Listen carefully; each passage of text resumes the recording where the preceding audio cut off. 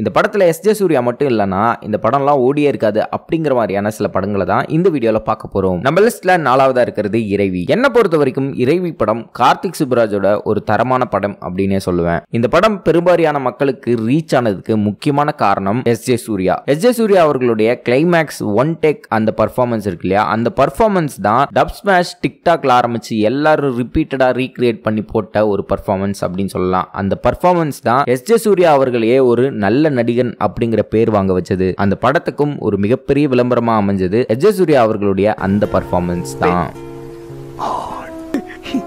எவ்வளவு கேவலமான பிறவிங்க இல்ல நம்ம லிஸ்ட்ல 3வதா இருக்கிறது Spider. Doctor A R Murugadoss direct பண்ணி மகேஷ் பாபு நடிச்ச இந்த படம் ஒரு பைலிங்குவல் படமா எடுத்தாங்க. தெலுங்குலயும் தமிழ்லயும் ஒரே டைம்ல ஷூட் பண்ணப்பட்ட படம். இந்த படம் மிகப்பெரிய அளவுல சக்சஸ்லாம் ஆகல. ஆனா இந்த படத்துல எஸ்.ஜே. சூர்யா அவர்களுடைய நடிப்பு தனித்துவமா இருக்கும்.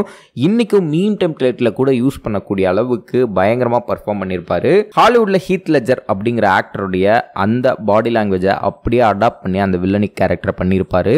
ஒன் ஆஃப் த தரமான வில்லனிக் கேரக்டர் அப்படின்னே சொல்லலாம். நம்ம லிஸ்ட்ல 2வதா இருக்கக்கூடிய படம் மார்க் ஆண்டனி. மார்க் ஆண்டனி படத்துல விஷால் அவர்கள் ஹீரோவா நடிச்சிருப்பாரு. ஆனா படத்தோட ஆக்சுவல் ஹீரோ எஸ்.ஜே. சூர்யா தான். எஸ்.ஜே. சூர்யாவை மட்டும் அந்த படத்துல இருந்து அப்படியே வெளியே தூக்கி போட்டீங்க அப்படின்னா அது ஒன் ஆஃப் த டிசாஸ்டர் படமா அமைஞ்சிருக்கும் அப்படின்னே சொல்லலாம். சும்மா எனர்ஜெட்டிக்கா சாதாரண பாட்டுல கூட தன்னோட எனர்ஜி கொஞ்சம் கூட கரையாம அந்த கேரக்டரை பயங்கரமா பண்ணிருப்பாரு.